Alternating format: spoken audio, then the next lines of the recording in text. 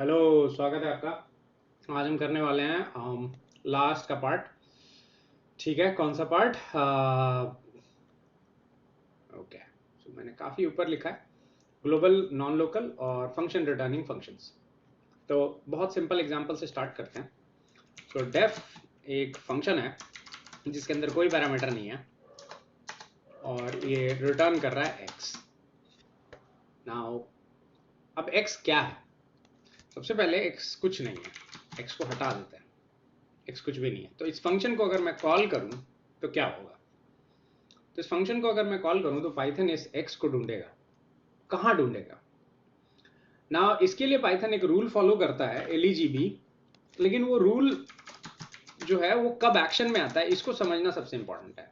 Rule तो है, but हमेशा रूल किस तरह से फॉलो होता है, इस रूल को समझने का एक प्रोसेस है, एक तरीका है ना। अगर मैं इसको इस कंटेक्स्ट में अगर मैं चलाऊं तो ये सिंपल एरर मारेगा मेरे को, नेम एरर ना। अगर मैं इसके अंदर x इक्वल टू 5 कर दूं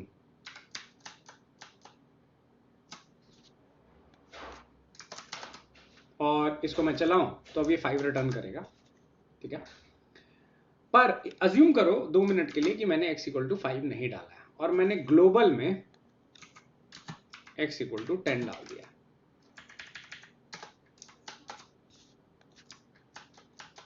अब ये अगर मैं इसको चलाऊं तो क्या रिटर्न करेगा?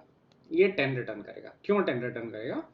क्योंकि लोकल स्कोप में कोई x का इंफॉर्मेशन नहीं है और एलईजीबी के अनुसार ये लोकल से निकल करके कहाँ जाएगा? इनक्लोजिंग में। इनक्लोजिंग स्कोप इसमें कुछ नहीं है, वो फंक्शन के अंदर नेस्टेड फंक्शन जब हम लिखते हैं तभी इनक्लोजिंग स्पेस आता है। हम डिस्कस करेंगे 2 मिनट में। उसके बाद ये देखेगा ग्लोबल में, ग्लोबल जहां ये फंक्शन डिफाइन किया गया है इसके बाहर का जो एरिया है, और फाइनली बिल्ट इन में जाकर के एक्स को ढूंढेगा। तो इसको ग्लोबल में एक्स मिल जाएगा जिसकी वैल्यू 10 पड़ी हुई है। तो इस फंक्शन को अगर मैं चलाऊं तो यह 10 आएगा।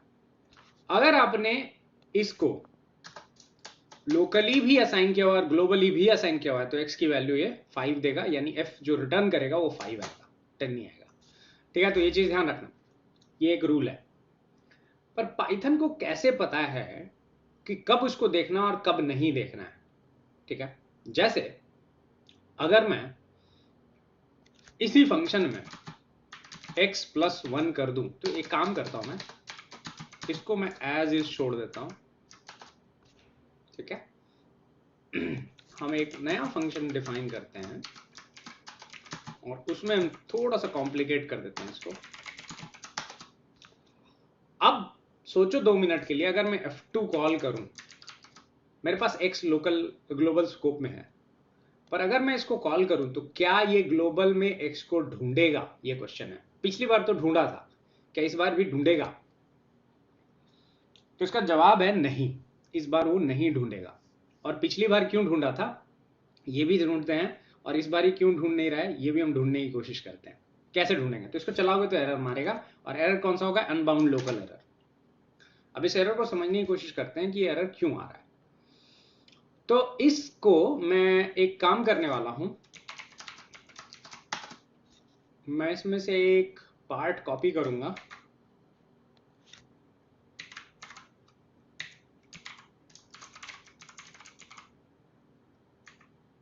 अब ये मत पूछ कहना कि ये कैसे आपको पता है, ये मुझे इसलिए पता है क्योंकि इसको रन करोगे ना तो आपको ये बताएगा कि क्या क्या इसके अंदर एट्रीब्यूट हैं पड़े हुए। सो मैं इनको ही यूज करने वाला हूँ, नीचे जो हाईलाइट किया है। ठीक है, तो इसमें एक एट्रीब्यूट है आर्ग काउंट और दूसरा है f डॉट है। इसको बहुत, इसी को देख करके आपको ये समझ में आएगा कि पाइथन को कैसे समझ में आता है वार्निंग्स। अब इसको आप चलाओगे ना तो इसमें आर्ग काउंट की वैल्यू, इस फंक्शन के लिए आर्ग काउंट की वैल्यू आएगी 0। कोई आर्ग्यूमेंट नहीं है, कहीं अंदर लोकल वेरिएबल भी डिफाइन नहीं है, तो ये आएगा 0। और var नेम्स में भी इसमें कुछ एम्प्टी टुपल आएगा। तो इसको हम चलाते हैं। ये कुछ वैसा ही है जैसे मैंने बोला था। इसी कोड को मैं दूसरे फंक्शन में पेस्ट करता हूं। नाउ आर्ग काउंट में तो स्टिल 0 आएगा क्योंकि कोई आर्ग्यूमेंट नहीं है, बट var नेम्स में इस बारी x आएगा। ठीक है, इसको चलाते हैं तो x आ गया।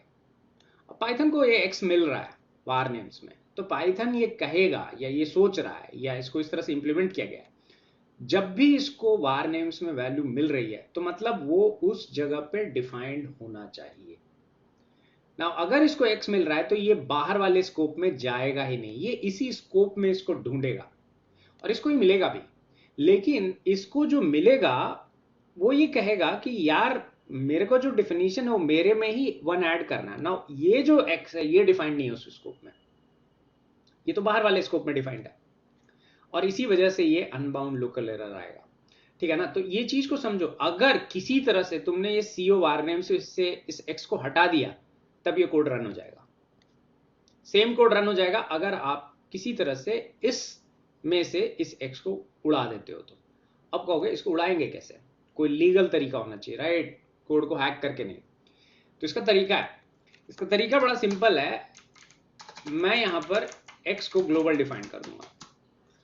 जब आप इसको ग्लोबल डिफाइन करोगे ना, आपका ये फंक्शन भागेगा भी, दौड़ेगा भी, कूदेगा भी। तो इसको चलाते हैं, ठीक है। अच्छा, इसमें एक और चीज जो होगी, आपका ओरिजिनल जो x है वो भी चेंज हो गया होगा। x की वैल्यू 10 थी if you remember, now x की वैल्यू चेंज हो गई एक नए वैल्यू से 11। और ये x वो x नहीं है जो इनिशियली स्टार्ट हुआ था, इसकी आईडी डिफरेंट होगी, ये कंप्लीटली नया ऑब्जेक्ट होगा क्योंकि x एक नंबर है, इम्यूटेबल ऑब्जेक्ट है। तो आप देख सकते हो ये काम करता है ग्लोबल एक्स रन करती है और अकॉर्डिंगली ये जो पार्ट है आपका ये चेंज हो गया होगा। इसको आप रन करोगे तो वैल्यू एम्प्टी आएगा जैसे पहले आ रहा था। और इस केस में ये इस एक्स को ग्लोबली ढूंढेगा क्योंकि लोकल उसको नहीं पता है क्या करना है, तो इसको ग्लोबली ढूंढेगा और फाइनली इसके हिसाब से वैल्यू रिटर्न करेगा। ना आप कहोगे अगर मैं ऐसा कर दूं तो बढ़िया, आप ऐसा कर दो कोई दिक्कत नहीं है, ठीक है। ऑल्दो आपने एक्स को ग्लोबली डिफाइन किया है पर चूंकि इसकी वैल्यू एक लोकली पड़ी हुई है, ये अपने आप को लोकल ही शो करेगा और आपका एक्स का जो ओरिजिनल, चूंकि आपने इसको ग्लोबल डिफाइन किया हुआ है तो आपका एक्स का वैल्यू भी ऑल्टर हो जाएगा। तो ये सब मत करना, ठीक है। अगर ग्लोबल की जरूरत है तभी ग्लोबल यूज करना, बट पॉइंट ये है कि अगर ग्लोबल यहां पर यूज नहीं होगा तो ये कोड आपका नहीं चलेगा, ये अनबाउंड लोकल एरर आएगा। और इसका रीजन ये है कि CO var names में x की एंट्री आ जाती है। तो आई होप ये पॉइंट समझ में आ गया होगा कि कब यहाँ पर अनबाउंड लोकल एरर आता है। तो ये तो था कीवर्ड ग्लोबल के बारे में डिस्कशन कि ग्लोबल कैसे काम करता है। अब हम एक नया फंक्शन बनाएंगे जो फंक्शन, नाउ ये जो मैं फंक्शन बनाने वाला हूँ ये एक फंक्शन है जो फंक्शन ही रिटर्न करेगा। नाउ ये फंक्शन आप क्यों बनाओगे, कैसे बनाओगे, ये इसका डिस्कशन हम बाद में जब डेकोरेटर एडवांस पाइथन में पढ़ेंगे तब हम करेंगे, बट अभी के लिए बस मैं इतना बता देता हूँ कि ये यूजफुल टू नो है, ठीक है। सो यहाँ पर मैं एक फंक्शन बना रहा हूँ जिसमें कोई पैरामीटर नहीं ले रहा है ये फंक्शन, और यहाँ पर मैं एक वैल्यू करके आर्ग्यूमेंट है, सॉरी एक ऑब्जेक्ट है जो क्रिएट कर रहा हूँ और अंदर एक और फंक्शन बना रहा हूँ इनर जो भी कोई आर्ग्यूमेंट नहीं ले रहा है, और इस वैल्यू में मैं वैल्यू +1 कर रहा हूँ और रिटर्न में वैल्यू कर रहा हूँ और इस बाहर वाले फंक्शन का मैं इनर रिटर्न कर रहा हूँ, सिंपल, ठीक है। तो इस फंक्शन को जब आप रन करोगे ना तो ये एरर मारेगा, पहले ही बता दे रहा हूँ। तो मैं इसका नाम रख रहा हूँ आउटर और मैं यहां पर एरर मारेगा। तो इस फंक्शन को मैं, चूंकि ये एक लाइन नंबर 179 जो आप देख रहे हो ना, ये एक फंक्शन ही रिटर्न कर रहा है। अगर इसको आप चेक करोगे ना तो ये फंक्शन है। क्यों फंक्शन है, तो यहां पर ध्यान से देखो, ये जो इनर है इसके आगे पीछे पैरेंथेसिस नहीं लगा हुआ है, तो ये जो आउटर फंक्शन है ना आपका, वो एक इनर फंक्शन को ही रिटर्न कर रहा है, इसको एग्जीक्यूट नहीं कर रहा है, इसको बस फंक्शन को रिटर्न कर रहा है। जो नेक्स्ट स्टेप है, यहां पर आप इस फंक्शन को फाइनली एग्जीक्यूट कर रहे हो विद एन एम्प्टी पैरेंथेसिस, और यहां पर ये अनबाउंड लोकल एरर आ गया। तो अगेन यहां पर भी सेम प्रॉब्लम्स है जो लास्ट टाइम हमने CO var names में देखी थी ग्लोबल में। यहां पर ये जो वैल्यू है ना, इमेजिन करो अगर ये एक फंक्शन होता, बाहर होता लिखा हुआ ग्लोबल एनवायरनमेंट में, तो ये कैसे काम करता। तो वैल्यू को ये, चूंकि इसके CO var names में प्रेजेंट होता, तो क्या करता, ये वैल्यू को देखता, ये वैल्यू को देखता और ये कहता कि वैल्यू यहाँ पर डिफाइंड होना चाहिए इस स्कोप में, चूंकि ये डिफाइंड नहीं है तो ये अनबाउंड लोकल एरर आएगा। सेम चीज यहाँ पर इस फंक्शन को इस फंक्शन के अंदर जब लिखा गया, नेस्टेड फंक्शन के जैसे लिखा गया, तो सेम एरर यहाँ पर भी एग्जिस्ट होगी। कहने का मतलब जो ऊपर आपने कंसेप्ट पढ़ा है ये यहाँ पर भी वैलिड है, बट यहाँ पर एक कैच है। कैच ये है कि ये वैल्यू जो है इसके अंदर लोकल है और इस फंक्शन के अंदर इसको हम इनक्लोजिंग बोलेंगे, ठीक है ना। तो ये वैल्यू दो तरह से डिफाइंड है। ये पिछले वाले में जो आपका वेरिएबल था x, ये दो तरह से कैसे डिफाइंड था, ये ग्लोबल हो सकता था, बाहर से आ रहा हो, ये अंदर लोकल हो सकता है। वैल्यू अभी देखो तो टेक्निकली तीन तरीके से आ सकता है। एक इसके अंदर आ सकता है, एक इस फंक्शन के बाहर जो इंक्लोजिंग, इसी को इंक्लोजिंग बोलते हैं, जो स्पेस है वहां से आ सकता है, या फिर ग्लोबल से आ सकता है।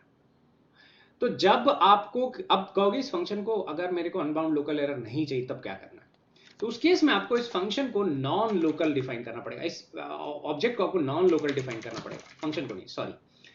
मतलब आपको ये जो वैल्यू है इसको बताना पड़ेगा कि एक नॉन लोकल नहीं है, ये इनक्लोजिंग से आ रहा है, ठीक है ना। तो अगर मैं इसको रिटर्न करूं तो इसकी वैल्यू क्या आएगी, अगर मैं आउट को चलाऊं तो ये वैसे ही जैसा है, पर इस दफा अगर हम इन को चलाएं तो हमको एक वैल्यू रिटर्न मिलेगी 1, ठीक है। इनको अगर आप प्रिंट करते हो तो वैल्यू आएगी 1। क्यों 1 आ रही है, क्योंकि बाहर जो नॉन लोकल अगर हमने डिफाइन कर दिया तो ये इनक्लोजिंग स्पेस से अब ये वैल्यू एलिजिबल फॉलो करेगा और ये इनक्लोजिंग स्पेस से इस वैल्यू को उठाने की कोशिश करेगा। और इस केस में ये 0 है और 0 + 1 जो है 1 आएगा और उसके हिसाब से फंक्शन आउटकम देगा। ना इसके अंदर का जो साइंस है ना वो बहुत टीडियस है थोड़ा, और अगर आपको देखना है तो आप देख सकते हो, ऐसा नहीं है कि मुश्किल है, समझ में नहीं आएगा, बट ठीक है हम इसको चलो देख लेते हैं थोड़ा सा। इसका नाम इसके अंदर CO_freeVars आई बिलीव होता है। तो यहां पर आप देखोगे CO_freeVars और इनके अंदर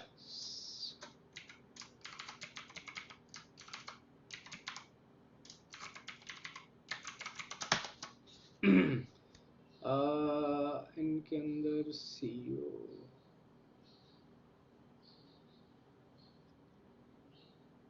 सॉरी यहाँ पर मैं इनकी जगह आउटर लिखना है मुझे, आउटर, ठीक है, ठीक है। और यहाँ पर मैं फ्री वार्स दो चीज कर लेता हूँ, एक सेल वार्स भी डाल देता हूँ, फ्री वार्स, इससे ये कंट्रोल होता है। तो एक बार just to show cell walls, ठीक है।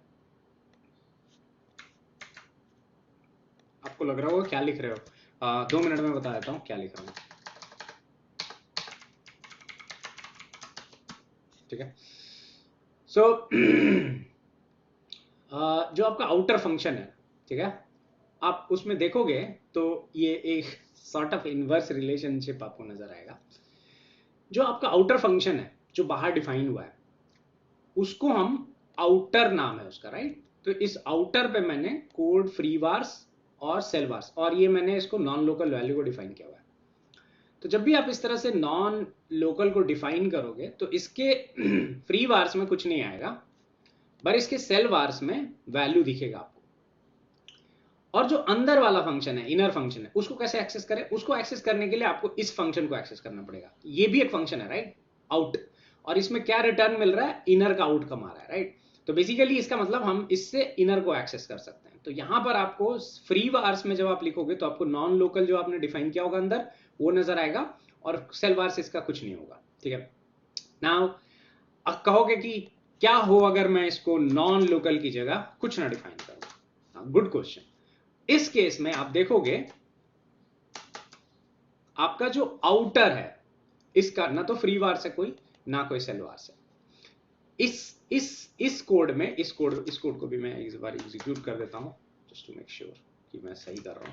हाँ, इस कोड में भी आप देखोगे ना तो इसका कोई फ्री वार्स है ना कोई इसका सेल वार्स है ना। ये अगर ऐसा आ रहा है ना तो मतलब आपको अनबाउंड लोकल एरर मिलने वाला है, खास करके तब जब आपने अंदर इंफॉर्मेशन को यूज किया हुआ और उसको बाहर कहीं, उसके बाहर वो कहीं डिफाइंड नहीं है। नाउ लेट्स अज्यूम अगर मैं यहां पर वैल्यू इक्वल टू 200 कर देता हूं, ठीक है, और यहां पर मैं इसको फिर से चलाता हूं, सॉरी इसको मैं पहले एग्जीक्यूट करूंगा, ठीक है। यहां पर भी एम्प्टी है, बट इस दफा अगर आप इस फंक्शन को कॉल करोगे ना तो एरर नहीं मानेगा, 201 आएगा। क्यों? क्योंकि अंदर आप इंफॉर्मेशन जो है डेफिनेशन, इसको वैल्यू चाहिए और इसको वैल्यू मिल रही है, ठीक है। सो ये नॉन लोकल के साथ इस तरह से बिहेव करता है, ठीक है। नॉन लोकल अगर ना हो तो ऐसे बिहेव करता है, और नॉन लोकल अगर प्रेजेंट है तो कैसे होगा, तो जैसे मैंने बताया वैसे होगा, ये बिल्कुल एक दूसरे का पूरक होगा। आपका फ्री वर्स आउट के केस में जो इसका एक अंदर वाला फंक्शन को कॉल कर रहे हैं उसके फ्री वर्स में वैल्यू दिखेगी और सेल वर्स में कुछ नहीं दिखेगा। इस केस में इसके फ्री वर्स में कुछ नहीं दिखेगा और जो सेल वर्स है उसमें वैल्यू दिखेगी। व्हाट अबाउट अगर मैंने इसको ग्लोबल डिफाइन कर दिया, मान लो मैं ना मेरे पास एक ग्लोबल भी वैल्यू है और इसको मैंने यहां पर ग्लोबल डिफाइन कर दिया और इसको मैं कमेंट कर दे रहा हूं, ठीक है। और इसको मैं वापस से चलाऊंगा, सॉरी मेरे को इसको भी एग्जीक्यूट करना चाहिए, हाँ। एंड अब हम इसको वापस से देखते हैं। तो यहां पर आप देख सकते हो जैसे ही इसको मैंने ग्लोबल डिफाइन किया, ना तो ये CO फ्री वार्स में आ रहा है ना तो ये सेल वार्स में आ रहा है, इस केस में भी ये कहीं पर भी नहीं आ रहा है। सो नॉन लोकल जब आप डिफाइन करते हो ना, तो एक इंटरेस्टिंग चीज जो होती है, जो आपका अंदर का फंक्शन है, ठीक है, जब इसको आप नॉन लोकल डिफाइन करते हो, आप प्ले अराउंड कर सकते हो इसके साथ, नॉन लोकल।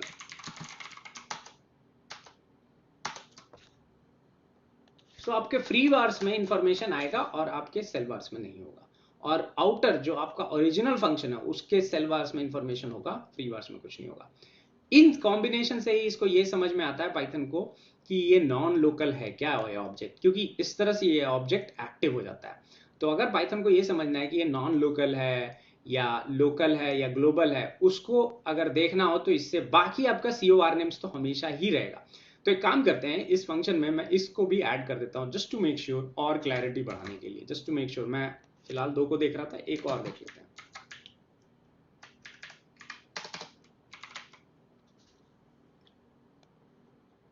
तो हमको ये समझ में आ गया कि जो नॉन लोकल है उसको कौन सा पैरामीटर अफेक्ट करता है। तो बेसिकली नॉन लोकल के लिए फ्री वार्स और सेल वार्स ही देखना होता है, और उससे हमको ये समझ में आता है कि क्या हो रहा है ना। बाकी के केस में जब ग्लोबल वगैरह होता है, जब ये नॉन लोकल को छोड़ करके ये ग्लोबल हो जाए उस केस में क्या होगा, उस केस में फ्री वार्स और सेल वार्स का कोई मतलब नहीं है, बट COR नेम्स का उस केस में मीनिंग होगा। वो बताएगा कि अगर तीनों एम्प्टी है तो मतलब ये ग्लोबल है डेफिनेटली ना। अगर ये ग्लोबल ना हो और ये नॉन लोकल भी ना हो, तब क्या होगा, तब यहां पर ये एम्प्टी नहीं होगा, ये तीनों टुपल एम्प्टी नहीं आएगा ये देखो। तो इन तीनों के कॉम्बिनेशन से ना पाइथन को ये समझ में आ जाता है कि भाई ये मेरा जो ऑब्जेक्ट है वैल्यू, ये लोकल है, नॉन लोकल है कि ग्लोबल है ना। तो ये चीज आई होप ये पार्ट समझ में आ गया होगा। आई नो ये कंफ्यूजिंग है, बट ये मल्टीपल टाइम जब आप रन करके देखोगे तभी आपको समझ में आएगा। सो कहने का मतलब जब नॉन लोकल हो तो आपको COR नेम्स नहीं देखना है। नॉन लोकल के केस में आपको यही 2 ऑब्जेक्ट नॉन लोकल के बिहेवियर को बताते हैं, सेल वार्स और फ्री वार्स। अगर आप ओरिजिनल फंक्शन के रिटर्न को कॉल करोगे तो उसमें आपको फ्री वार्स देखना है, और अगर आप ओरिजिनल फंक्शन को रिटर्न देखना चाहते हो तो उसमें सेल वार्स देखना है, ठीक है। ये दोनों एकदम एक दूसरे का कॉम्प्लीमेंट है। आई होप ये समझ में आ गया होगा। और अगर आपको ये देखना हो कि भाई ये लोकल है या ग्लोबल है, उस तरह से देखना है, तो फिर उस केस में आपको COR नेम्स देखना है। COR नेम्स पैरामीटर को भी दिखाता है और अंदर वाले वेरिएबल जो आप क्रिएट कर रहे हो उसको भी दिखाता है, ये चीज ध्यान रखना।